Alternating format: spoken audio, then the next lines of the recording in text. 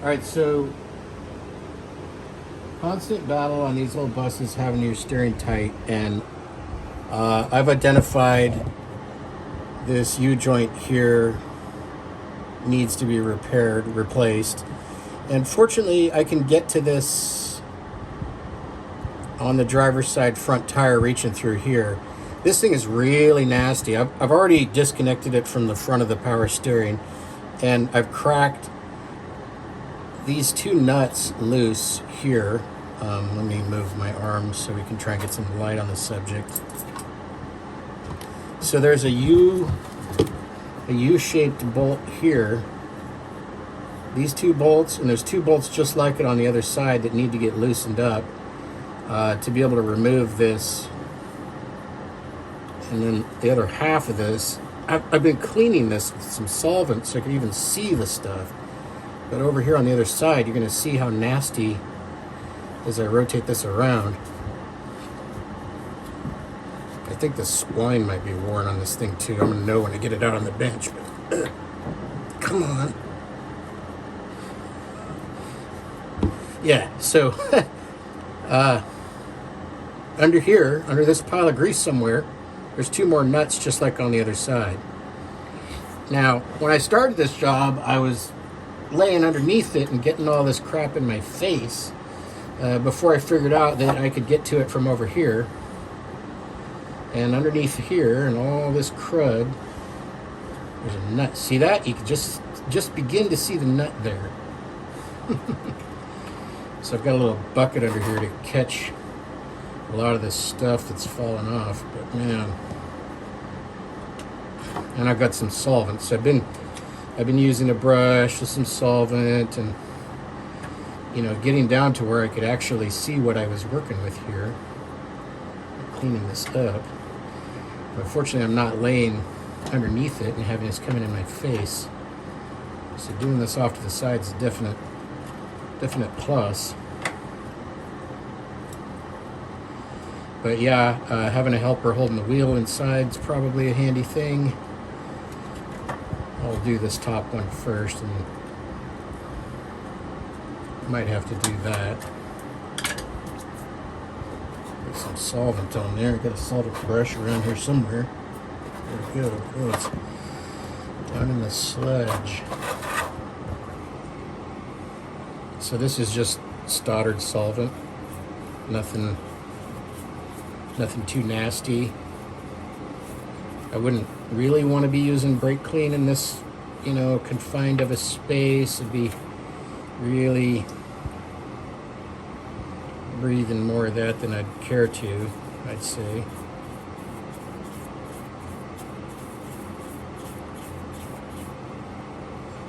But yeah, we're just going to keep after this here until we can see a nut, or see two of them, and get them loosened up. I've just loosened those ones on the other side. I didn't want to take them fully loose until I kind of knew what I was dealing with here and was fully committed. So we'll be getting all these here in a little bit. So we got the two nuts off on the other side, and now I'm working on these two.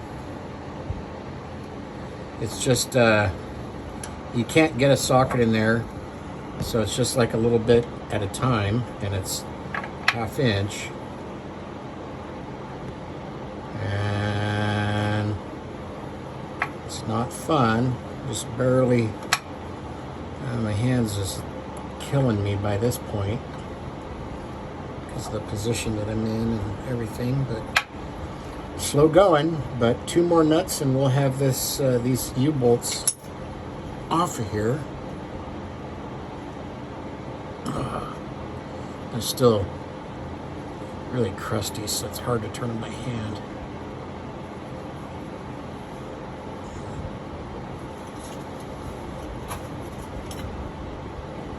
I can't even get a ratcheting opening boxing in there. Be nice. Will it? Will it now?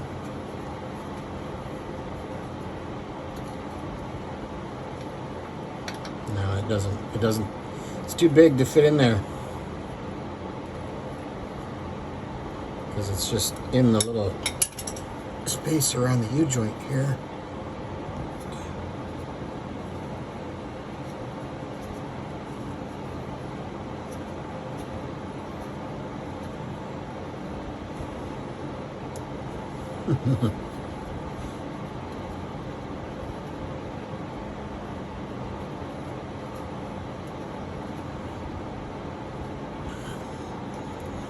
The washer, one more to go.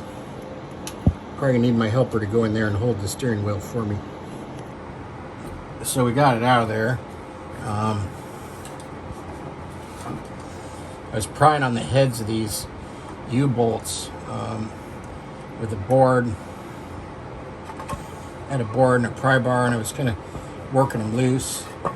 And we rotated around, worked it loose on the other side, and just did that until we had enough loose on it. It was just about ready to fall out of there. And I was able to use the steering linkage itself as a lever to kind of crank it out. And you can see this nasty thing sitting on the ground right here. Of course, the U-joint, caps fell off as it came out of there. So that's gonna be fun. I don't know what the procedure is going to be on that.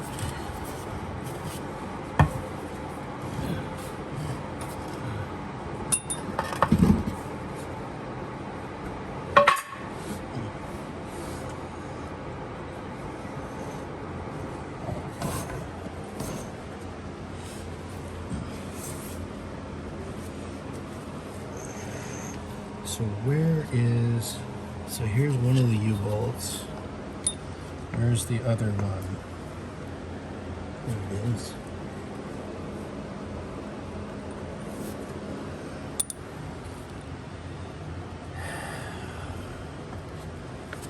Here's one of the bearings. And there's bearings missing in that. Are they still stuck to it? No. Maybe they went flying, I don't know. But this U-joint itself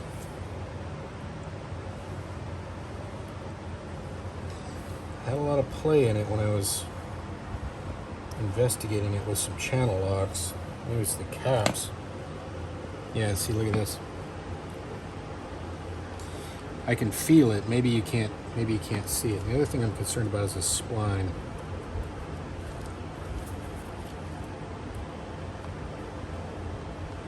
Maybe the camera's not picking it up, but I can feel some play in there. Maybe that's okay. But yeah, this has got to get a solvent bath. And yeah, this U-joint's tight. Let's see. I can't feel any play in that thing. This one, that one feels tight that way. It's probably these caps. I don't know.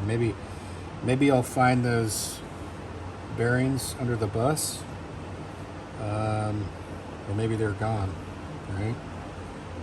That would explain that.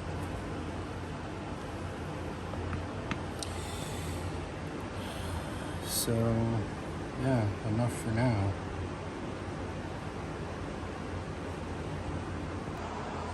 So I got my new prop shaft in from Luke. This is the new, female end here, much nicer than the stock one or the original one that I had. It's a little beefier, and most importantly, has the cap that this one's missing. Which I don't know. You could probably put a freeze plug in there or something to get that. Okay, I'm just going to pause for a second here and explain something I didn't explain well in the video. The spline on the right got shot because it didn't have this cap that the one on the left has, and it was allowed to, get dirt and grime and everything in there going down the road, and that's why that spline got wore out. It needed to be replaced. It's got a little different upgraded cap here.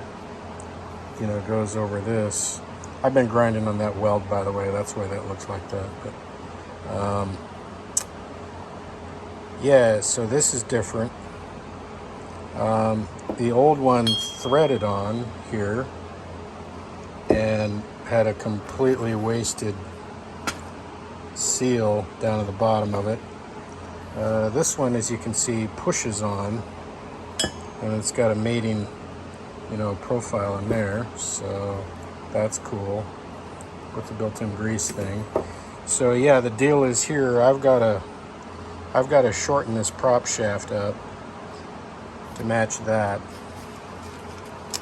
So Luke, U.S. coach, said grind that weld off, because this tube is hollow. I don't think this one is. I think this is solid. So I believe they made the modification on that end before. This one is hollow. And this inserts into that, so grind this off, grind the weld off, where the spline was welded onto this hollow shaft, and shorten it up to match that. One big thing I'm just sort of, debating myself here is, was this the right length? Did this bottom out in the spline and knock that cap out of the end of that yoke? That's kind of bothering me a little bit. Real pain in the ass to figure that out.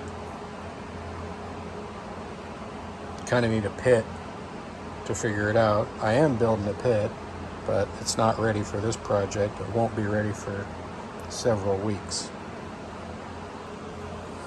Alright, so I ended up cutting around that. I'll show you the other part of this in a second.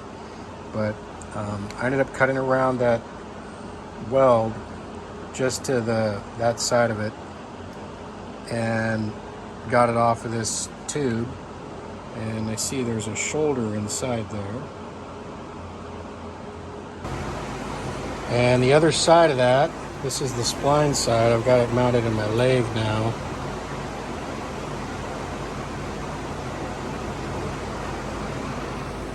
I'm going to run the center up in there and turn this off, because I need this to go further in than it is, but it's got this to index on the depth.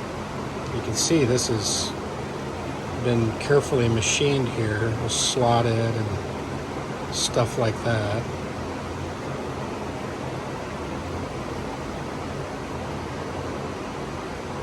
Is that slotted? Yeah, maybe it's not slotted. Those are just some tooling marks. But yeah, that needs to go into that other shaft, and ultimately it's probably gonna have to get turned down a little bit more because of that lip.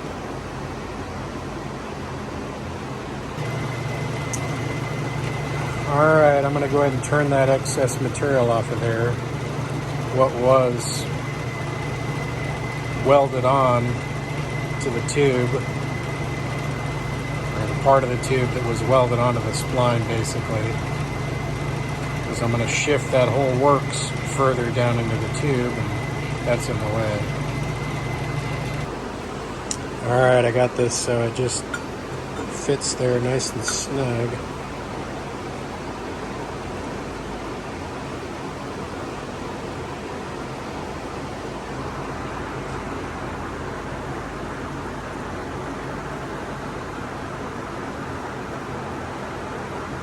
I'd like it to be a little tighter, but there it is. I'm cutting the drive line, or mini drive line, steering prop shaft. Cutting it off.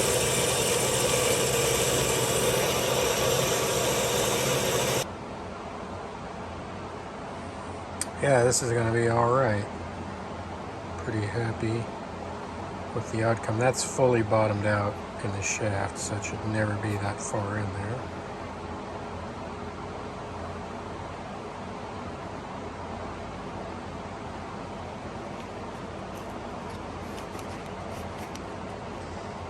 And this, I'd wiped it off with some of this hand cleaner stuff, and there's a little bit of liquid on there, and the seal was so tight when I was putting that in there, it was squeezing the remnants of the water out, making little bubbles. So it's a good tight fit, and I'm gonna have a buddy of mine weld that up tomorrow. This is how I do my painting. I taped up the journals, and I hang it from a wire in the doorway, and just rattle can it. Got that other section of the shaft welded up by a buddy of mine, and got some paint on the surfaces here, and hopefully we'll be greasing them up and installing the U-joints here pretty soon. And here's the other shaft. This is the yoke that goes on the Sheppard power steering side of things.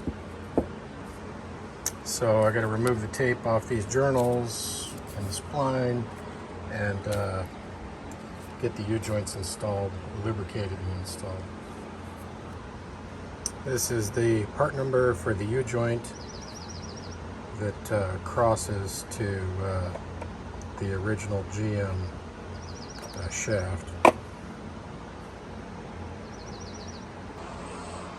Okay, I got that back together. I got the U-joints in now.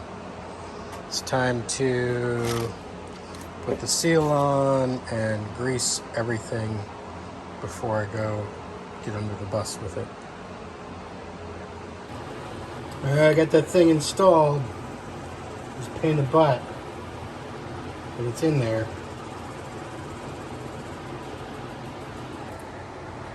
The hard part's right there. That U-joint. That U-joint is the hard one to get to because of those nuts that are on those U-bolts that are on the side towards the bulkhead there. That can be difficult to do. This yoke, the new yoke that's on the right side of that,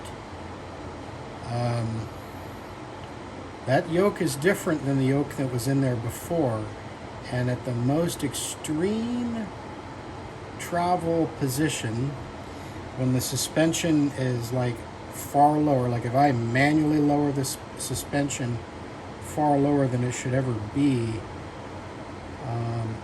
when turning through its range of motion, that yoke can strike the other yoke at the fattest part.